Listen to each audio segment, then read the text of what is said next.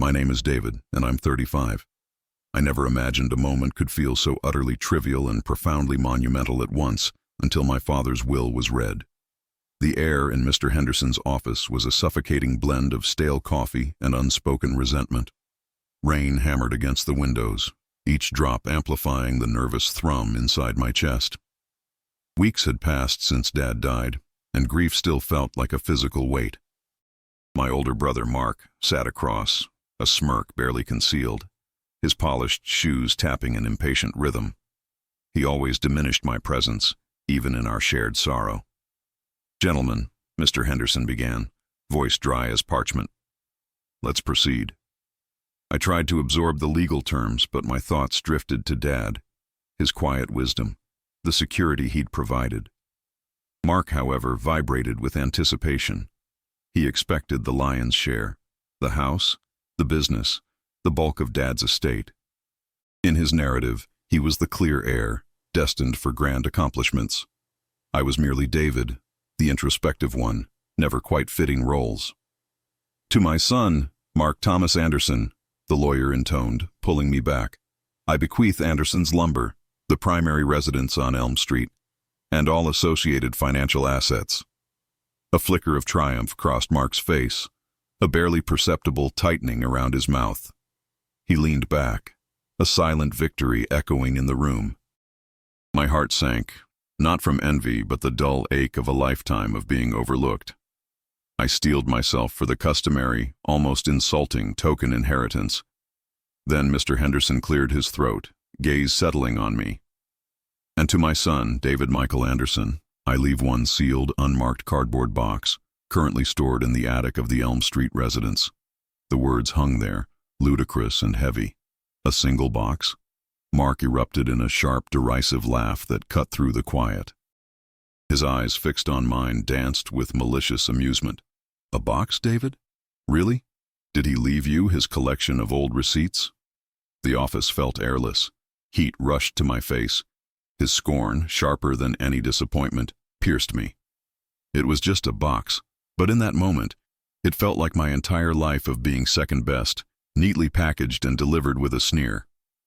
My brother Mark had always been good at two things: making grand entrances and deflating my every victory, no matter how small. His laughter, a sharp, dismissive sound that ricocheted through the solemn room, wasn't just a reaction to the absurd simplicity of my inheritance.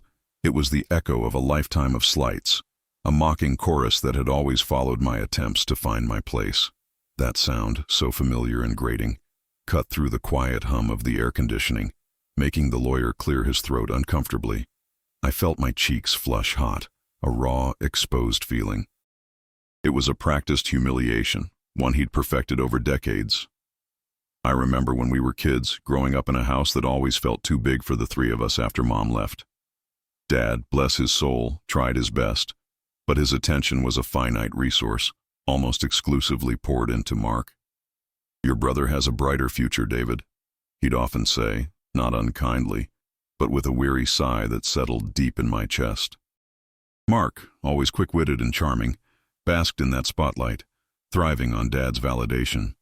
He'd bring home report cards filled with A's, while my own, decent but unremarkable, were met with a polite nod and a soft, almost absent, "Good effort, son."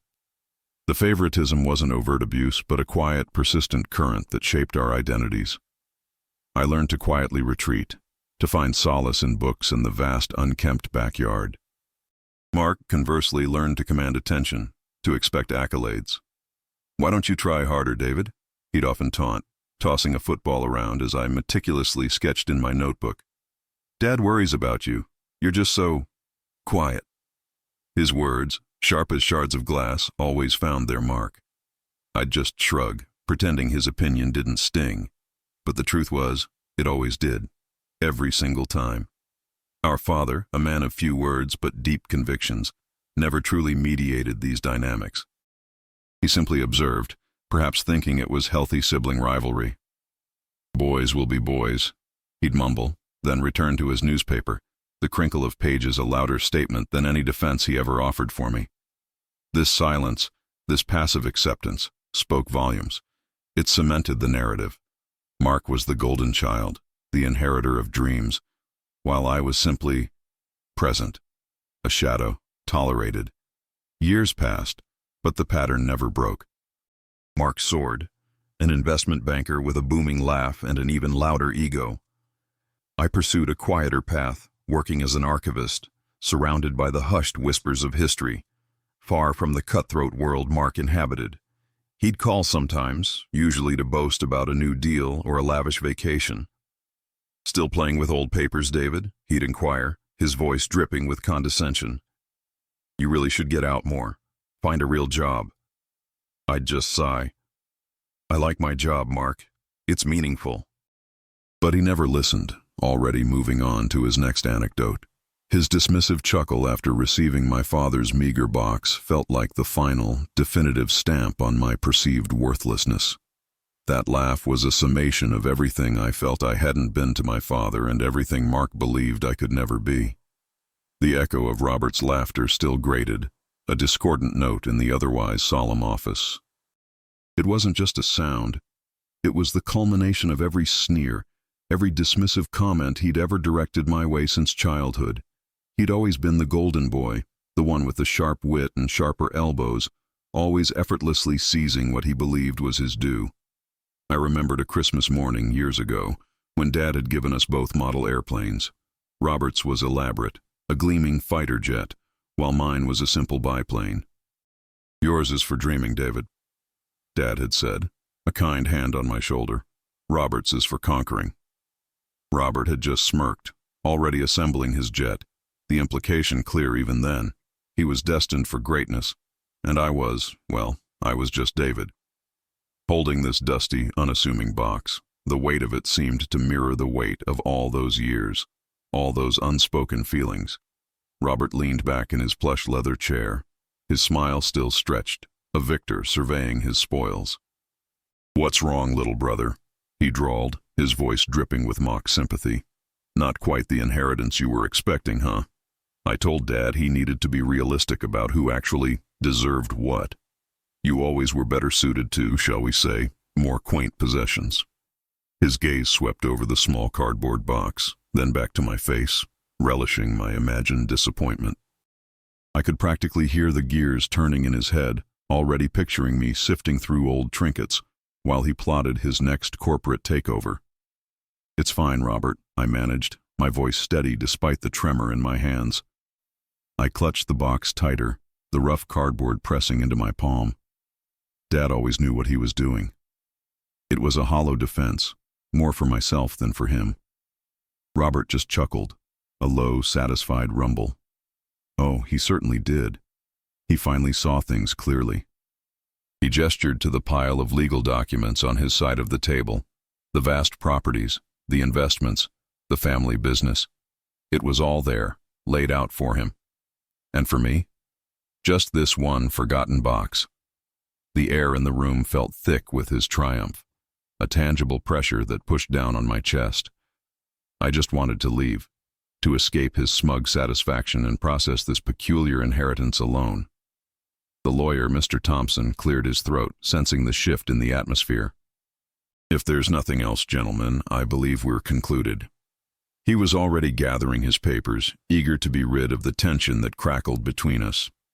Robert rose, extending a hand to Mr. Thompson, a picture of polite success. "Thank you for everything, Arthur. It's all very clear, very straightforward." He shot me one last patronizing glance, a flicker of contempt in his eyes, before striding out of the office, his expensive shoes echoing on the polished marble floor, leaving me with only the quiet hum of the air conditioning and the humble box. My grip tightened on the worn cardboard box as I left Mr. Harrison's office, Mark's laughter still ringing. Each step felt heavy, the insignificant package a physical manifestation of his scorn, a lifetime overlooked. The harsh sunlight was too bright for my quiet humiliation. I needed to be alone, away from the city's prying eyes and my brother's phantom whispers. I found a quiet park bench beneath an old oak, its leaves rustling, a gentle contrast to the city's hum. I stared at the box, its plain exterior offering no comfort, only the stark reality it represented. A faint scent of old paper and something metallic wafted from it. My thumb traced the taped seam, morbid curiosity overriding indifference. What meaningless trinkets had my father deemed worthy of my inheritance? Hesitantly, my fingers peeled back the tape with a soft tearing sound. The flaps opened, revealing a jumble of random items: an old tarnished compass, a dried brittle rose, and beneath them, a stack of faded ribbon-tied letters. It felt like forgotten curiosities, devoid of real value. Exactly as I'd expected, an insult wrapped in sentimentality. Then, my fingers brushed against something hard and rectangular, nestled deep beneath the letters. Not soft like fabric or light like a photograph. I pulled it out, brow furrowing, a strange premonition creeping into my chest. It was a thick, official-looking envelope addressed in my father's distinct, elegant handwriting. My heart pounded, slow and heavy. This wasn't just paper. Unfolding the document, my eyes snagged on the bold letters. Property deed. My breath hitched. The words blurred, then snapped into chilling focus. Property deed. Not the family home Mark got. This was a different address, unrecognized. My gaze dropped to the grantee's name, and my world tilted. David Miller.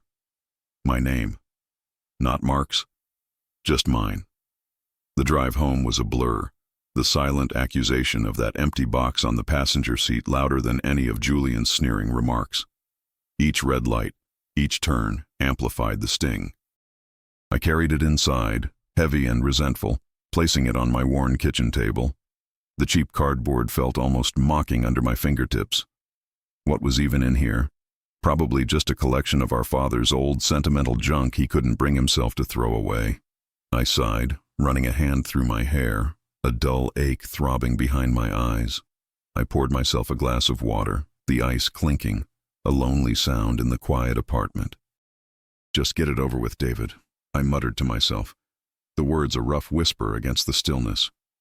I pulled open the flaps.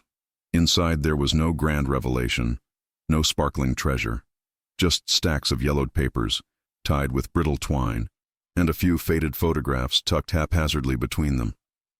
A wave of familiar disappointment washed over me. This was it. This was my legacy from a man who had always seemed to prefer Julian, the golden boy. I began sifting through them listlessly, half expecting old report cards or obscure tax documents. My gaze skimmed over rows of faint, typewritten words, the legal jargon meaningless to me at first. I tossed aside a thick sheaf, then another. Just more junk, I thought, my voice flat. But then, a distinct crest caught my eye, a small embossed seal on a particularly thick, slightly damp-stained document. My fingers fumbled with it, the paper crackling softly. I tilted it towards the light from the kitchen window, squinting. My heart gave a strange lurch. The words blurred, then sharpened. Deed of trust, parcel ID, and then, undeniable, a familiar address. Not our old family home, the one Julian had inherited, but the secluded lake house. The one our father had often visited alone, the one he'd always said held so many memories for him. No, this can't be right, I whispered, my voice barely audible. I pulled out more papers, my hands trembling now. Another deed, this one for the sprawling, undeveloped land adjoining the lake house, and then a set of blueprints, detailed and clearly recent, for an addition, a workshop, something our father had always dreamed of building. My mind raced, trying to grasp the reality unfolding before me. He told me once, "David, some gifts aren't wrapped in shiny paper. They're hidden, meant only for those who look closely." A memory of his voice, gruff and fond, echoed in my ears. I'd dismissed it then, another one of his cryptic philosophical ramblings. But now it made a terrifying, exhilarating kind of sense. Julian had inherited the family home, the visible, tangible wealth. But I had inherited something else entirely, something subtle, something private, something that perhaps only father had known the true value of. My breath hitched. The weight of the box had never been about its contents' physical density, but the immense, unseen burden of a secret that would ignite a firestorm once it was revealed. And my brother's laughter, so condescending, so sure of his victory, would soon turn to ash in his mouth. The small dusty box sat on my coffee table, a physical embodiment of the emptiness I felt inside. Mark's laughter still echoed in my ears, a cruel symphony that played on repeat. I ran a hand over the scuffed surface, feeling the grain of the worn wood, a faint scent of cedar and old paper rising from it. Part of me wanted to throw it out, to purge the last reminder of that demeaning charade, but another, deeper part, a sliver of stubborn hope, urged me to look closer. My father had always been a man of surprises, though usually the grand, sweeping kind, not this subtle, almost insulting gesture. "All right, Dad," I murmured, my voice a dry whisper in the quiet apartment. "Let's see what grand secret you've hidden in here, if any." My fingers fumbled with the clasp, an old brass mechanism that clicked open with a soft, final sound. Inside, it was exactly as I'd expected, a scattering of faded photographs, a rusty compass, a couple of smooth, river-worn stones. A wave of familiar disappointment washed over me. This was it, a sentimental trinket box, not a legacy. I sighed, slumping back on the sofa, the weight of the day pressing down. Then, my gaze caught something. Beneath the handful of trinkets, tucked against the bottom, was a thin, stiff piece of cardboard, almost like a false bottom. What in the world? I mused, my brow furrowing. I carefully lifted the photos and rocks, my fingers sliding along the edge of the cardboard. It wasn't fixed. It was a flap. With a careful pull, it lifted, revealing a hidden compartment. My breath hitched. It was just a small, dark space, but inside lay a thick, cream-colored envelope, surprisingly heavy. My heart hammered against my ribs, a sudden, frantic rhythm. This felt different. This wasn't a trinket. This was substantial. My fingers, trembling slightly, reached in and pulled out the envelope. It was sealed, but not with wax, just a simple, old-fashioned clasp. The paper felt thick, important. I ripped it open, tearing the old fibers, and pulled out a stack of documents. My eyes scanned the first few lines, then darted to specific words. Deed, property, transfer of title. The terms swam before my eyes, disconnected at first, then slowly coalescing into a horrifying, yet exhilarating clarity. "No," I breathed, the word a disbelieving gasp. "This can't be." I shuffled through the papers, each one confirming the impossible.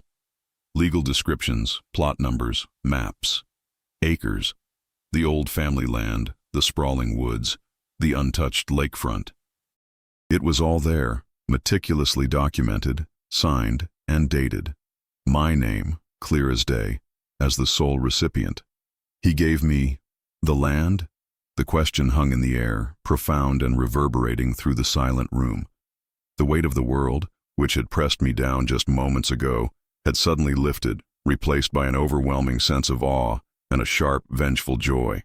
Mark's smug laughter echoed again, but this time it was a hollow, pathetic sound. The crisp edges of those old papers felt strangely warm in my trembling hands, each fold a testament to Dad's quiet strength, his often misunderstood wisdom. My heart hammered against my ribs, a drumbeat of disbelief and a surging wave of something close to triumph. Michael's cackling laughter, still echoing in the room, suddenly felt like a distant, absurd sound, swallowed by the monumental silence of my own shock. I glanced up, the smile still plastered on his face, oblivious, utterly consumed by his own petty victory. The lawyer, Mr. Henderson, cleared his throat, a polite, almost apologetic sound. He must have seen something shift in my expression. "David, is everything all right?" he asked, his voice a soft counterpoint to the thrumming in my ears. I didn't answer immediately. My gaze, hot and unwavering, locked onto Michael. He was still chuckling, reaching for another one of Dad's expensive cigars from the mahogany humidor he'd already claimed. His smugness was a tangible thing, a heavy blanket of contempt that had smothered me for years. Now, it was about to unravel. "Oh, he's just realized what he got," Michael scoffed, blowing a perfect smoke ring. "A box of junk. Probably old fishing lures and forgotten ties. Enjoy your riches, little brother." A cold, unfamiliar calm settled over me, replacing the initial tremor of elation. "Funny you should say that, Michael," I said, my voice surprisingly steady, almost a whisper. I held up the bundle of documents, not shaking them, just presenting them for him to see. "Because it seems Dad left me more than just old fishing lures." Michael's grin faltered, just for a second, like a crack appearing in a porcelain mask. "What are you talking about?" he demanded, his eyes narrowing, trying to discern what I was holding. Mr. Henderson leaned forward, his spectacles glinting. "Are those title deeds, David?" he murmured, a note of genuine surprise in his tone. My brother pushed himself away from the humidor, his cigar forgotten, the smoke curling around his head like a question mark. "Deeds. Don't be ridiculous. Dad's properties were all itemized, signed over." "You got nothing but that antique box," he blustered, his voice rising, a distinct edge of panic creeping in. "Are they the deeds to the old farmhouse, or the cabin upstate?" Michael pressed, taking a step towards me, his face contorted in a mixture of anger and confusion. His earlier bravado was dissolving like sugar in hot tea. "No, Michael," I said, looking him dead in the eye, the full weight of the revelation settling in. "They are the deeds to this house, and everything on this land. All of it." The words hung in the air, heavy and irrefutable. Michael's face went ashen, his jaw slack. He looked like someone had just ripped the ground out from under him. The quiet room suddenly felt charged, poised on the brink of an explosion. The initial shock, the chaos of my brother's reaction, it all began to recede like a distant tide. What remained was a stillness, a profound quietude that enveloped me as I stood on the very land my father had bequeathed.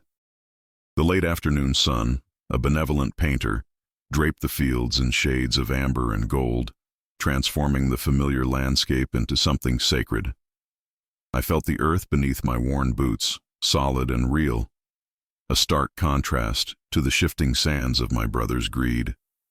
A warmth spread through my chest, not from the sun, but from a growing understanding that transcended mere property lines. I remembered a day, long ago, when my father and I had walked these same fields, his hand in mine. He had pointed to a gnarled oak, ancient and resilient, saying, "David, true value isn't always what glitters. Sometimes it's the quiet strength beneath the surface." His words, then just a child's musing, now resonated with the weight of prophecy.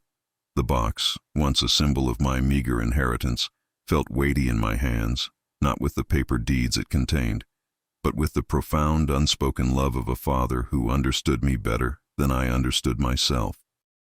My brother Mark had probably expected me to squander whatever scraps I received, to remain forever the younger, less ambitious son. His laughter, a harsh, derisive sound, still echoed in my ears, but it had lost its power. It was the sound of a man who saw only the surface, who valued only the tangible, the immediate. He had never understood our father's quiet wisdom, his preference for subtle lessons over grand pronouncements. This land, this box, this unexpected legacy, was a final, elegant lesson meant for both of us, though only one was prepared to learn. The air smelled of damp earth and distant pine, a scent that had always been home to me. I thought of my father's hands, rough from work, always tending, always building. He had built this life, this family, with an invisible framework of integrity. "A man's true wealth, David," his voice, a ghost of memory, whispered, "is in what he builds, not just what he owns." The silence around me wasn't empty. It hummed with the echoes of his enduring spirit, a quiet symphony of inherited strength. I looked back towards the distant outline of the old farmhouse, now belonging to Mark, and felt a strange sense of detachment. The house, once filled with shared memories, now seemed a monument to a hollow victory. The real inheritance wasn't brick and mortar or even acres of land. It was the clarity, the sudden, brilliant understanding of who I was, and who my father had always seen me to be. The sun dipped lower, casting long shadows that stretched like open arms across the fields, welcoming me home in a way I hadn't known I needed. The silence that fell after those words wasn't just heavy. It was a physical thing, pressing down on all of us. Mark, his face pale and contorted, didn't utter another word. He just stood there, eyes wide, as if the air had been sucked out of the room. I didn't gloat. I didn't even feel triumph, just a strange, quiet understanding. The lawyer cleared his throat, gathering his papers. "Well then, David, I believe that concludes the reading. We'll be in touch to arrange the transfer of the properties." His voice was gentle, almost a whisper, as if he too felt the weight of my father's final, profound message. I simply nodded, the heavy box suddenly feeling lighter in my hands, no longer just a container for forgotten things, but a vessel for a future I hadn't dared to dream of. Stepping out of that office building, the cool air felt different on my skin. The city, usually a cacophony of sound, seemed muted, distant. Mark stormed past me without a glance, slamming the car door shut with a finality that spoke volumes of his shattered world. I watched him go, not with pity, but with a lingering sense of bewilderment at how quickly perceptions could shift. My father, in his quiet, unassuming way, had seen through it all. He had understood the true value of things, not just what was visible on the surface. He knew that the biggest lessons often came in the smallest packages, that true wealth wasn't measured in immediate display, but in quiet, enduring substance. Later, sitting alone in my small apartment, I pulled out the deeds again. They weren't just legal documents. They were a testament to a love I had sometimes doubted, a wisdom I had underestimated. This wasn't about land or money, not really. It was about trust, about a father's belief in his son, about the quiet strength of the underestimated. My eyes traced the old lines on the paper, the names of places I remembered vaguely from childhood road trips, now suddenly vivid, tangible. He hadn't just given me land. He had given me a foundation, a starting point, a whisper of a future I never knew I was meant to have. The laughter of my brother still echoed in my ears, but now it sounded hollow, a distant, fading memory. It was the sound of a man who saw only the superficial, who missed the profound depths of intention and care. And then, there was my father's quiet voice, not spoken, but felt deep within me. He had used the very thing my brother mocked, a humble, forgotten box, to deliver a truth that would reshape my entire life. It was a gentle, almost poetic irony, a final, beautiful lesson. Life has a strange way of revealing its true colors in the most unexpected moments. A simple cardboard box, dismissed and ridiculed, held not just papers, but promises. It held the truth about my father's love, a love that saw past the immediate, past the obvious, straight to the heart of what truly mattered. And now, as the quiet evening settled around me, I understood. Sometimes the most valuable things in life aren't given with grand gestures or loud declarations. They arrive in hushed tones, hidden away, waiting to be discovered, patiently holding the weight of an entire world. The world was suddenly vast, waiting, and I, David, was ready to step into it, box in hand.